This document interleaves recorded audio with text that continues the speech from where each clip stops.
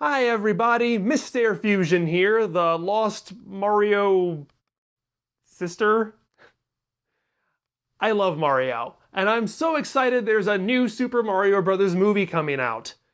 I don't get excited about much anymore. My life is bills and yard work and learning how to hang drywall in the house my mother left me that didn't have any walls. I lost the thread here, let me start over. I'm a boring adult. There's not much left to be excited about, but Mario movie excites me. When I was a little kid, I used to carry around my Mario doll with me at all times. But, you know, if you compare this Mario to the one in the new movie, there are some differences. His outfit's not the same anymore. It hasn't been in a while. And that made me think about how many different outfits Mario wore in his early games before Nintendo settled on the blue overalls with red cap and shirt. Yeah, Mario has tons and tons of outfits in Super Mario Odyssey, but that's not what this video is about. That's probably the popular thing to do, but since when am I that? It wouldn't be my channel if I wasn't talking about obscure, nerdy trivia you neither knew nor cared about. I'm not here for one-off novelty outfits, I want to chart the evolution of the brothers' main outfits. So let's get to it, baby! Hey, paisanos! It's the Super Mario Bros. Fashion Extrrravaganza! This is how I make my living. Now, if you've seen my Donkey Kong dissection videos, you'll know that Mario first appeared in 1981's Donkey Kong. Mario's creator, Miyamoto Shigeru, based his design around what would most easily work in the limited colors and pixels used to create early 80s video games. He has overalls to distinguish his arms from his body. He has a hat so they wouldn't have to worry about his hair. The big nose and mustache were easily discernible features. So in terms of the pixel art, Mario came out of the gate more or less fully formed. He has the red overalls and hat with a blue shirt. Now, due to limited colors, there are some non-literal substitutions here. Mario's hair and mustache are blue, as are his shoes. His hands are the same color as his face, even though he's now known for wearing white gloves. Still, this is what I call classic Mario. It's my doll. Off to a good start. Mario kept this sprite design through Donkey Kong and Donkey Kong Jr. But since sprites are simply low-resolution representations of what the character is intended to be, let's look at the actual artwork. So here's one piece of official artwork. As I said, Mario's hair isn't literally blue, it's black. It definitely looks curly. The hat has a band just above the brim and doesn't yet have the familiar monogram. Mario's shoes are black instead of the more familiar brown, but it does appear white gloves were intended as part of his look here. But what is this? Is he wearing press-on nails over his gloves? That is the choice. It's not a choice I would make, but I don't judge him. However, as long as we're on the subject, Mario only has 3 fingers and a thumb. That's not standard for him. He'll have to grow a couple more fingers. I do like this artwork because the Mario design here really gives away that Nintendo had wanted to make a Popeye video game. This is definitely Popeye dressing up as Mario for Halloween. However, if we look at the cabinet design, we see that Mario's look wasn't anything near a done deal.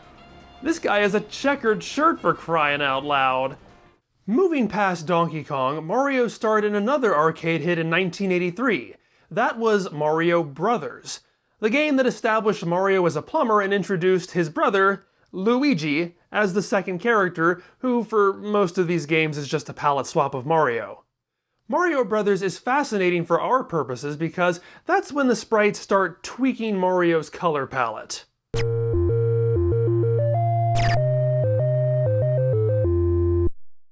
In some ways, this is a very good-looking sprite, detailed and vibrant, but it's a departure.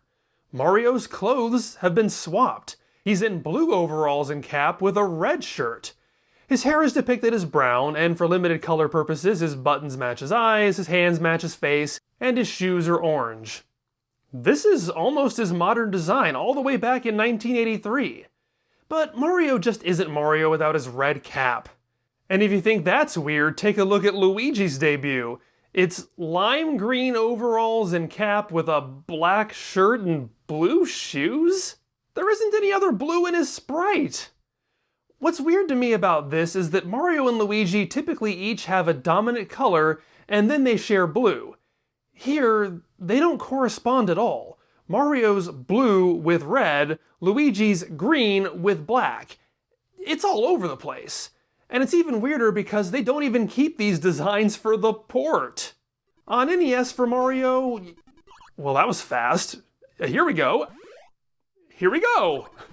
It's straight up modern Mario already. He has red hat with red shirt and blue overalls. It's less detailed and less colorful than its arcade counterpart, but they found their Mario, even though they wouldn't realize it for a few more years. Luigi is still floundering for a design. All they really did for Mario between arcade and NES was to give him the red hat. Luigi, however, changes from green and black to green and white. Like the arcade sprites, they still don't have any common colors in their outfits. But this is interesting. Mario and Luigi have completely different skin tones, with Mario a pasty white and Luigi much more tan. Due to the color limitations, Luigi also has green hair and white boots. I just don't think white boots go with this outfit. In fact, I'd say probably never wear white when you're working in sewers. Luigi has a lot to learn. For the related artwork, the Japanese Famicom box, Mario is pretty much arcade accurate in his blue suit. Luigi is kinda arcade accurate. He's in green overalls and a brown shirt. Sure, close enough. At least their boots are brown, even if they don't seem to be wearing gloves anymore. Before we move on though, let's look at the NES box. If you're familiar with the era, American NES art had what we call the black box style. It used recreations of pixel art to make it look like you were seeing the actual game. So this has to be accurate to the... Look, I'll admit the colors are pleasing to the eyes. It's their special Easter dress. I'm just going to assume this is the third Mario brother, Steve, who found the secret warp zone while working on the drain and was never seen again. Now, I don't have time to cover every single Mario appearance, especially his various cameos in early NES games, but it is worth noting that 1985's Wrecking Crew continues the use of the same art style as Mario Brothers. Its Japanese box shows presumably Mario, what do you think they showcase Luigi? In red overalls and a green shirt, sans gloves. Maybe it's Marweegi, a science experiment combination gone wrong. Whoever he is, he's in a construction hat because the Mario Brothers are in construction this time. And would you look at that? He has full human fingers now. How did he do that so fast? The Mario Brothers really hit the big time when they got the word Super appended to their names. Not only did 1985's Super Mario Brothers set a new benchmark for side-scrolling platformers, but it also set a new standard for how Mario and Luigi looked. Taking a glance at the Famicom box of Super Mario Bros., many of the new characters seem to still be in a primordial state, but when you look at Mario himself, you realize the paradigm has finally been set. Say goodbye to the various incongruous art styles. This is what Mario will forever look like. Created here by Miyamoto and later refined by Nintendo artist Kotabe Yoichi, Mario's distinctive traits come into focus. There are the bright, expressive eyes, the well-defined cartoony mustache, the monogrammed cap, the gloves, shoes, and bold yellow buttons. Combined with a return to his original 1981 red with blue color scheme, we have a classic Mario on our hands. It is beautiful to see. The game itself gives us 2 Mario sprites, as he can now grow to twice his original height with the aid of the Super Mushroom power-up. However, we see that the Mario in Super Mario Bros. Does not actually wear red and blue. He wears red and brown, somewhat close to the Wrecking Crew artwork. Many years ago, a dear friend sent me this Lego recreation of the Mario sprite from Super Mario Bros., and as you can see, it substitutes the brown for blue, both in the shirt and in the facial features. It looks pretty nice. Clearly, this could have been done in a sprite. This is literally the first Mario sprite I've covered today that doesn't feature blue. But I think their reversion to it here makes some degree of sense. This is just a guess on my part, but look at those other games. Those show a bold, colorful Mario on a plain black background. But now in Super Mario Bros., Mario's in the sprawling Mushroom Kingdom with its mostly blue skies. So not only does brown make for more natural facial hair, it stands out from the background. I mean, maybe. We're going to see other sprites that have blue, so who knows. But it makes sense to me. As if all this wasn't enough, by collecting a fire flower, Mario becomes Fire Mario, which allows him to shoot. Who cares? This is about fashion, not function. He gets a new outfit! This game starts the tradition of fire flower costumes, flipping the color scheme and replacing the blue with white. So Mario's shirt and hair become red, while his cap and overalls become white. And that's the color scheme the NES box shows off, along with whatever the fire flower does. I've always loved this idea. It's so simple, yet so distinctive. But what about Luigi, the other half of those Mario brothers who are allegedly so super? He returns as the second player character, and his outfit is still in flux. It's definitely a riff on his NES Mario Bros. Design, but this time flipping the overalls and shirt. His dominant color is white, while his secondary color is green. And while that's certainly a fine enough choice, it does present a bit of a problem. Maybe you can already tell what it is. In terms of a cohesive color pattern for the brothers, Luigi's falls in line far closer to Fire Mario than regular Mario. So, what happens when Luigi becomes Fire Luigi? Well, he just becomes Fire Mario. His green bits become red bits. And that's weird. The poor guy has an identity crisis as it is. This leaves him with no identity at all. There's a logical through line from Mario to Fire Mario, but none of that applies to Luigi. His colors are just random. And for a game that is almost perfect in every other way, it's a shame it rather fails at defining Luigi.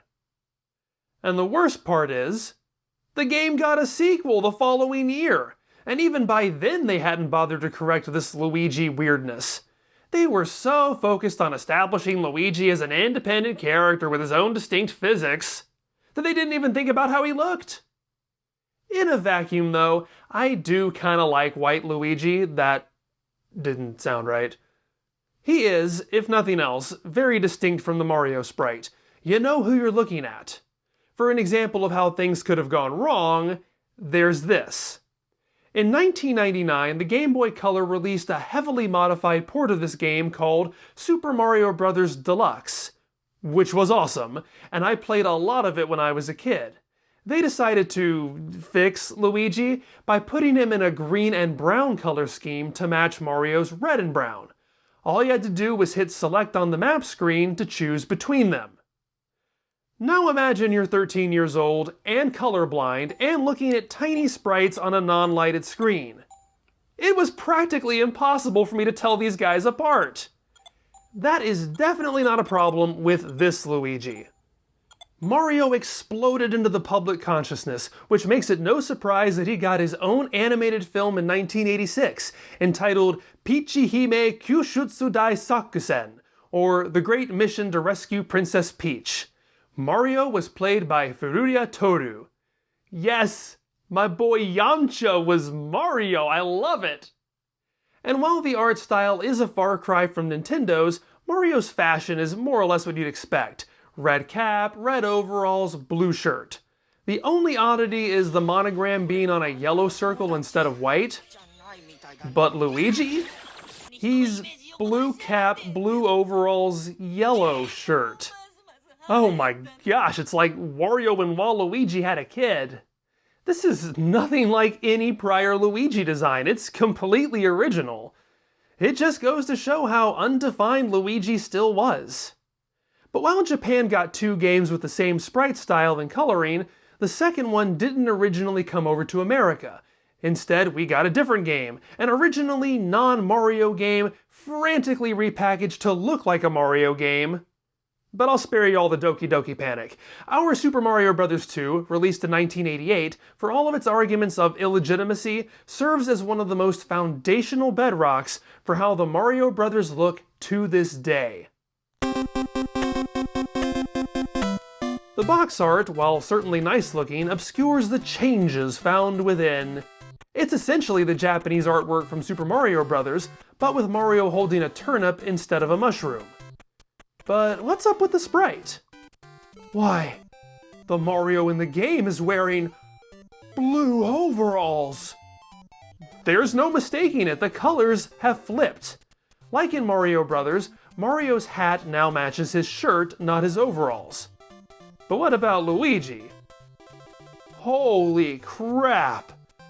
Clearly there have been some changes. Luigi is no longer identical to Mario, but with a different color palette. He is taller and leaner. He's paler, which is the opposite of how they were depicted in Mario Bros. I guess they take turns on who goes to the beach. But we also see that Luigi, while distinct, has now fallen in line with Mario's color scheme. He shares the blue overalls, but where Mario is red, Luigi is green. Also, these sprites are just gorgeous. This is the best, by far, these characters look in 8-bit. They're no longer blocky pixels. These actually look somewhat like the characters in the art. They even managed to squeeze 4 whole colors out of them, which makes me wonder why they don't have gloves when white's already there. But as I mentioned, this new take on the Mario Bros. Color palette stands in stark contrast to the artwork included on the box and in the manual. So let's take a look at that. I greatly apologize for the state of my own manual. I did terrible things as a child, things I regret so much. As we can see, Mario is still in his classic design with his red overalls. This is Mario madness indeed. What we see with Luigi, though, is very interesting as he still follows Mario's design. He has a green cap and overalls with a blue shirt. I call this the classic Luigi design, despite the fact that I don't think it's ever represented in an original game. Asterisk, I said original, not remakes. But it's clear that despite the disconnect between sources, everyone had the idea of finally making Mario and Luigi coordinate. They just somehow miscommunicated in how that was actually going to happen. Speaking of miscommunications, here's the iconic cover of the first issue of Nintendo Power magazine, featuring Super Mario Bros. 2. Instead of its beautiful clay model representing either the artwork or the sprites, it somehow went with 1983's Blue Mario. Just goes to show how in flux everything still was. It's safe to assume the American Super Mario Bros. 2 was the way it was because of Super Mario Bros. 3. It came out in Japan in 1988, just a couple of weeks after Super Mario Bros. 2 came out in America. For clarity, here's the timeline. Super Mario Bros. Came out in 1985. The Japanese Super Mario Bros. 2 came out the following year in 1986. The American Super Mario Bros. 2 came out in 1988, the same month Super Mario Bros. 3 came out in Japan. We didn't get that here until 1990. So as you can see, we had a far more dilated timeline of 8-bit Mario games than Japan did. They had 85, 86, 88, we had 85, 88, 90. So why do I even bring that up? Well, let's look at these sprites.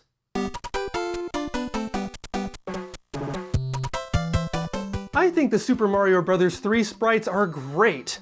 They get the job done, they demonstrate the design shift to blue overalls is on its way to becoming the standard, even if the sprites themselves substitute black for blue. Hey, if it was good enough for R2-D2. These do a very satisfactory job of recreating Mario in sprite form, and are a huge upgrade from the 1985 and 1986 games. However, they're just not as good as the American Super Mario Bros. 2 sprites, especially in regards to differentiating Luigi from Mario, who is back to being a palette swap. Why the downgrade? Well, here's what I think. SMB2 and SMB3 were released at practically the same time. It certainly took longer to develop Super Mario Bros. 3 from scratch than it did putting Mario characters into an existing game for the US Super Mario Bros. 2. That means Super Mario Bros. 3 was almost certainly the origin for implementing these new styles of Mario and Luigi. The Super Mario Bros. 2 sprites were probably designed after these sprites. That's why they're more polished. On top of that, Super Mario Bros. 2 was a game focused on distinguishing the abilities of different characters, while Super Mario Bros. 3 simply featured Luigi as Player 2. While the US manual and box art have fully made the transition to modern Mario, the Japanese manual is in a bit of a position closer to Super Mario Bros. 2, where things were still transitioning. While the most prominent artwork shows Mario in his blue overalls, some of it still has him in his classic design with the red overalls. In fact, there's a particularly puzzling image that shows classic Mario, but modern Luigi. How did we get to this nonsense? It's actually a bit similar to when McDonald's put out Super Mario Bros. 3 Happy Meal toys. In that case, they made a modern Mario and a classic Luigi. On top of that, Super Mario Bros. 3 contains a 2-player minigame version of Mario Bros., and those sprites feature the actual blue instead of black. However, Luigi's blue is a little darker than Mario's, which is interesting because that slight variation is how Luigi has ultimately ended up in the modern day. With all of this confusion and variation, it's probably no surprise that for Fire Mario and Fire Luigi this time, the game simply puts them in shades of orange. Let's not complicate this any more than we already have. This period of transition was rough for us all. Like I said, over here we didn't get Super Mario Bros. 3 until 1990. All the art for Super Mario Bros. 2 indicated that we were safely in the realm of green and red overalls. And at least around here, that's pretty much how we saw Mario and Luigi for the rest of the 80s. Nearly all merchandise featured them this way. Look at my official Mario paper cup holder. Look at my official Mario cake toppers. Look at my Mario comics. Look at my beloved Mario doll. With Super Mario Bros. 3 hidden across an ocean, we thought the question was settled. And that brings us to our Mario television shows, starting with the Super Mario Bros. Super Show. When I was a little kid, this was the undisputed pinnacle of television, and more than anything, it defined how I viewed these characters. Maybe we should stay and help the princess. No way, Mario! Airing in 1989, its designs borrow heavily from Super Mario Bros. 2, particularly for the Mario Brothers. Mario is short and fat with red overalls and hat. Luigi's tall and skinny with green overalls and hat. And for the Fire Flower, Mario becomes white and red, and Luigi becomes white and green. It all makes so much sense. This is perfection, no notes. You know, except for when the animation is just totally wrong. As if you needed any more convincing, when Super Mario All-Stars remade Super Mario Bros. In 16-bit, these were the color schemes that game used. The Super Mario Bros. Super Show was also fascinating for giving us glimpses of the Mario Brothers in live action, getting to see the fashion translated to real wardrobe choices. And again, it's pretty accurate. Lou Albano and Danny Wells as Mario and Luigi, respectively, wear outfits instantly recognizable as Mario and Luigi. They have the corny mustaches, the color-coded overalls and hats, the brown work boots. It even adds more detail, like them wearing plumber's belts. The overalls have pockets, the shirts are collared button-downs, no gloves. Here's the weird bit though. It looks as though originally the shirts were white. That's what appears in the title sequences. But there were actually 3 different costume variants. There were the white shirts, there were very, very light blue shirts, and then there were deeper but still fairly light blue shirts. I don't have the time to run the numbers on this, but from my personal experience, I feel that the very, very light blue shirts were the most commonly seen.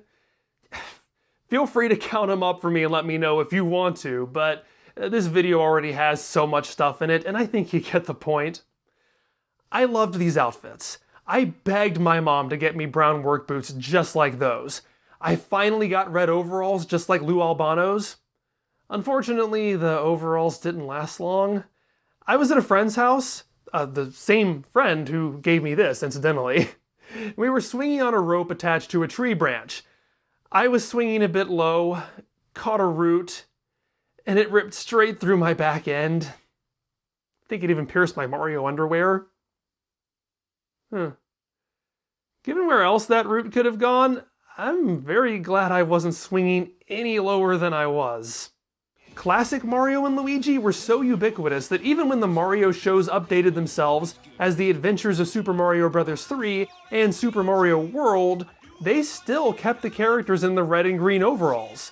It's so fascinating seeing some of those later power-ups attached to that color scheme when the changeover was already firmly fixed in the games. Super Mario Brothers!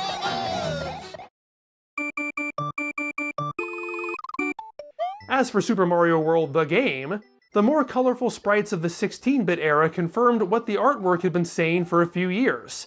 Mario and Luigi wore blue overalls, from now until forever. It had one last trend to establish though. How do you do Fire Mario under this new paradigm? Apparently Shades of Orange did not catch on. Well, the philosophy was the same as 1985's Super Mario Bros. Invert the colors and add white where blue would be. But since what was red and blue had shifted, that resulted in red or green overalls with white caps and shirts. And yeah, the cartoon used that design too, despite it not making as much sense with their color scheme. That's pretty much it. Mario and Luigi were more or less standardized by the 90s. Oh wait, one more thing. I couldn't leave these fashion plates out. I don't care what anyone says, I love the outfits from 1993's Super Mario Bros. The movie. If not accurate in form, these two-toned coveralls that Bob Hoskins and John Leguizamo donned are at least accurate in spirit. And they look so fun. The sleeves and pockets being in blue simulate the blue shirt under the overalls since, of course, these would be emulating the classic look, which was still hanging on by a thread. The Thwomp Stomper boots just look cool. And I love that Mario wears a newsboy cap and Luigi a backwards ball cap, illustrating their differences in personality and generation. Great designs. I so wish I still had the action figures. So that's it. As a kid, I have to admit, I was very resistant to the change from classic Mario to modern Mario. This was my boy! Red was my favorite color. How dare you do him dirty like that? However, I have come to accept it. I even understand it. Let me cover his ears so he can't hear this. Red was too dominant in the classic design. Blue overalls create a better color balance to the heavy focus on the red cap. It was almost certainly the right call. Modern Mario is the better design. But I'm still going to use the red overalls in Super Mario Odyssey. Alright, Mario video, where's my remote? Hair's already moved. Super Mario Bros. Fashion, Part 2. Why are there birds outside my window making noise? Shush, chatty birds. Nearly all merchandise featured them this way. I didn't get the paper cup holder, and I didn't have any of these ready. I knew that was coming, and I was like, maybe I can somehow BS my way through it, but no, I'm not ready for this. Starting with the Super Mario Bros. Super Show. Let's try that again, because my hair did get in my microphone. I am a sound person's dream. Luigi's tall and skinny with green overalls and hat. And Plain is loud and annoying with stupid hat. The same friend who look at this. I broke Mario's ear and sideburn off.